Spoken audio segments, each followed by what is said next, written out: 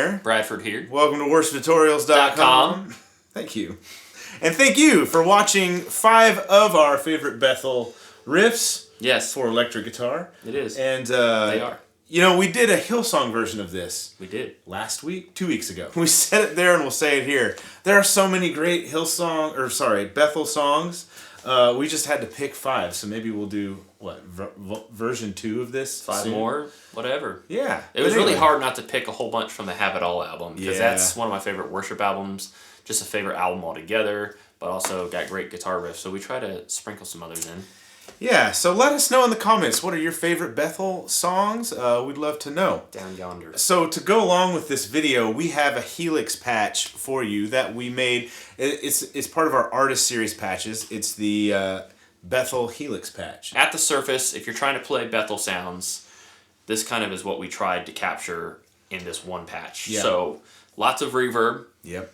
Lots of compression. Lots of compression. And normal everyday other stuff you need, overdrive, delay. So. Yeah, but the compression and the reverb have a very specific sound for them. It's bright. It's bright without being shrill, so that's what we went for in this one. Yep. And it is a dual amp. It's like a true stereo patch. So the 2 amps that we used on this patch are the AC30 Fawn and the JTM45 Marshall patch, which is not what they use. No. But it sounds like their sound. This patch is stereo, so if you run left and right out of your Helix, you'll get 1 amp out of the left output and the other amp out of the right. And we have a stereo delay. We're going to talk about delays in a bit. We have a stereo delay that will kind of go between both speakers. If you run out of just the left output, Helix will automatically sum it to mono for you, so you don't have to worry about that. So it still sounds cool. You'll get the characteristics of both amps together. So you're not going to be getting the wideness, but you're still going to get some great sound if you're using mono, which we get a lot of people have to. So. Yep. Okay, so let's just walk through this patch, and Brad will play a few sounds and show you what you get. First of all, this is like just the basic clean sound that you get through the amp. So this is just with compression, a lot. Bridge pickup. So it does give you a little bit of breakup, a little bit. Yeah. But the compressor kind of prevents that and keeps it real even sounding and gives you sustain, which is important for slide and just some single note lead stuff that we have in this patch. Yeah, and you heard all that in the first part of this video with the song. That was just this patch with different things turned on and off. Yep. I'll say too, this is a Shelton Electric Instruments GalaxyFlite 3 custom. I don't know. The bridge pickup is a wide range humbucker, which actually sounds a lot like the Veritas Portlanders that those guys at Bethel play. Yeah, they have some of them have wide range humbuckers in them. Obviously, it's not going to be the exact sound, but that's why we chose this. Yeah, so. And you get actually 4 patches with this patch. You get a humbucker and a single coil version, and for each of those versions, you get a patch that uses IR cabinets and one that uses just the stock cabinet. So they're the same IRs that we use in a lot of the other patches, so if you've already bought those from Live Ready Sound, you'll have them. And if you want to just use the stock cabs, those will sound great as well. Okay, so the signal chain goes like this. You've got volume on expression 2. That'll be important later. Then you hit the compressor, which is the SP comp in the Helix. And then you hit the pitch whammy, which we'll talk about later. Then you hit the drives. We have 3 drives in this patch. We have a tube screamer, 808, a Klon, and OCD, obsessive compulsive. What do they call that in the Helix? I can't even remember. Compulsive drive, I think. The compulsive drive. Yeah. Because they use an OCD a lot in their recording. It's more of a distortion than a drive. So. Or heavier stuff in general. They got some. You see some distortion pedals on their boards, different than overdrive. So. Yeah. So Brad, you want to show us kind of the different sounds you can get with those? Yeah, we'll just cycle through. We'll just go clean, 808, Klon, OCD. 808. Klon. That one's not quite as gritty, but I like it. OCD.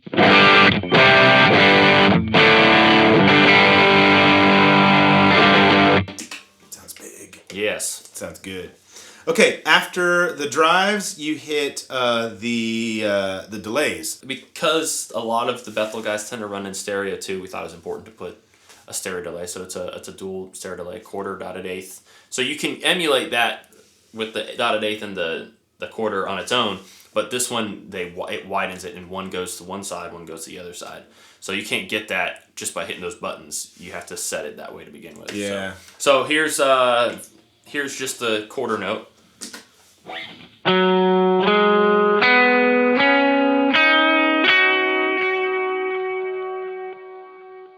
And I'll do it for you. Brian's gonna do that. And here's the dotted eighth.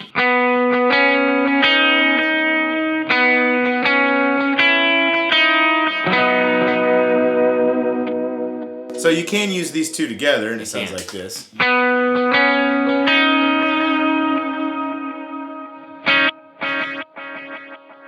Yep. But they're in series. Yes. So they're running into each other, which is why at the end it gets busier. So and they don't spread to each side. They don't. You get them both on both sides. Yes. So the dual delay, though, is quarter and dotted eighth, and you get quarter on one side. I don't remember which. Yeah, it's quarter on one and dotted eighth on the other. They're not in series, they're parallel, so they're not going to interact with each other, which you can fix that if you want, but we like it because it keeps it a lot cleaner. So if you're watching this with headphones, use headphones or good speakers.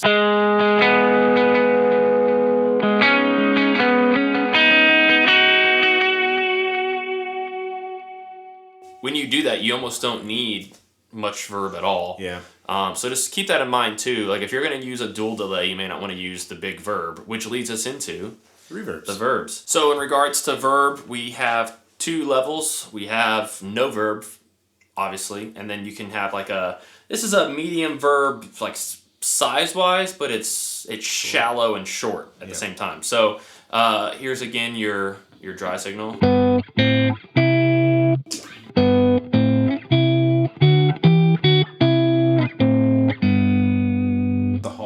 That's the hall, yeah. So you could up the mix if you prefer something like that, but we thought it was important to keep it a little lower one. And here's your bigger Bethel verb here.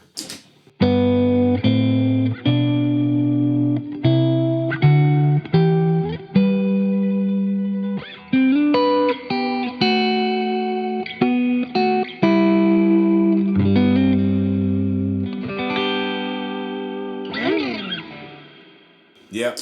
That's a very specific verb setting, because if you listen to their stuff, they use a lot of reverb with a long tail, but they set it up in a way that it doesn't like really muddy up the mix. So it has a lot of pre-delay. It's bright. Yeah. It has a brighter tail than I kind of prefer a lot. It sounds really cool, though. And the mix tends to be, they dial back the mix, so it's really helps their lead line stick out, but when you hear them like maybe hit a note and fade, it sounds like it's massive. So it's a very, very unique way of doing it. You know, you don't want to always drench your stuff in verb, but the way this is done is you can have two guitars and keys and pads and violin like they sometimes have, and it does seem to get in the way. So if you do the song Glory to Glory in your church, there is a very specific effect that he uses in that song in the chorus that sounds really cool with the Digitech Whammy pedal. Yep. And so what that pedal does is it has its own expression pedal, and you can set intervals on it. So he sets it on that song 0 when it's down to plus 1 octave, or 12 when it's up. So you can go like this. For heel, nothing, toe. Yep, full octave up. So in this Helix patch, the pitch whammy itself is mapped to a button. That turns it on and off. And then like the expression pedal, which you would think of the expression pedal on the actual Digitech pedal, is mapped to expression 1. So the idea is you can be playing along, you can switch your expression pedal from the volume to the pitch whammy expression. You have to. You have to. If you want it to be a whammy, you have to. Yeah, you have to switch it, but you switch it and before you turn the actual whammy on, so you can be playing, switch it doesn't affect your sound at all. Put it back in the heel position where it's at 0 pitch, and then turn the whammy on, and then the pedal is ready to move it around. So as you keep it in the heel position, it's like it's not on, even when it's on. So you keep it on during the chorus of Glory to Glory. That's kind of our really only example. There's we don't know of another whammy bass song that they do.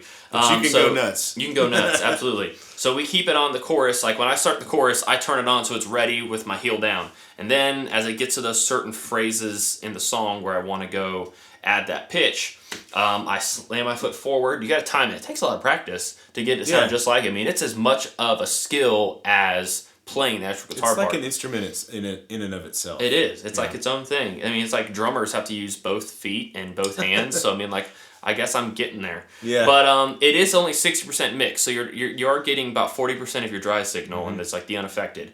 But we put that on earlier in the change, so it's before it gets saturated and all that stuff. So this is what it's like. Pretty straightforward. You heard it in the video, but here's what it sounds like just by itself, so you can see what we're getting at. Here's like a D little chord kind of thing.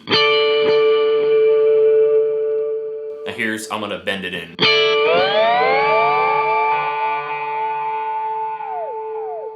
So that riff is like.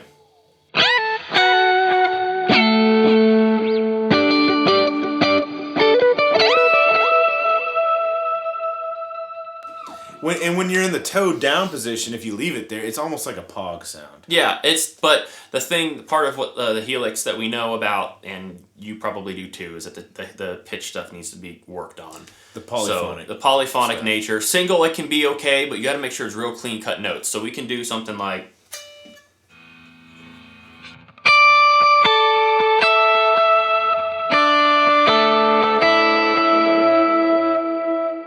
You can kind of hear it, the delay and verb kind of masked it, but if I play a chord, it's not the best. But it's not bad. It's not bad. Yeah. It's no micro pog, but not even EHX can remake the micro pog. Like the nano pog doesn't even sound as good as the micro pog. Yeah. So that is the Bethel patch. If you're here on YouTube, there's a link below to go grab it. Thank you guys so much for watching. See you next time. See you.